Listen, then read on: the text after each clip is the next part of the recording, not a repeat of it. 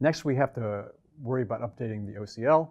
Recall that in our previous diagram, OCL was associated with components and associations. The component OCL was used for specifying event handlers, and the OCL, that OCL will remain unchanged in the architectural diagram. In particular, here are the two constraints that we had for dealing with event handling.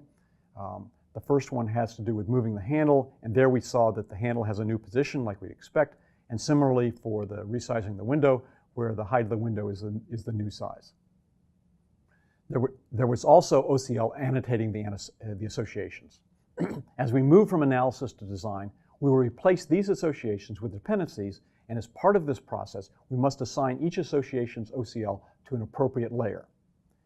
Here are the three constraints that specify the associations in the analysis model. There was one for scaling the handle, there was one for displaying the document, and there was one for making the lines visible. This is just a repeat of what we saw before, and you'll notice that in all three cases, we have a single variable on the left-hand side.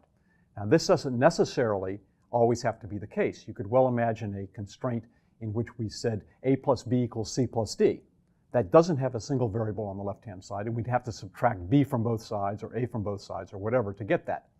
Okay? It could also be the case that there are inequalities.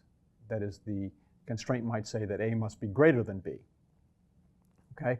That one's going to be, we'll have to think a little bit about how we would implement that. In fact, if A is greater than B, that's even easier than saying that A has to be equal to B, because any value of A that's greater than B will satisfy the result.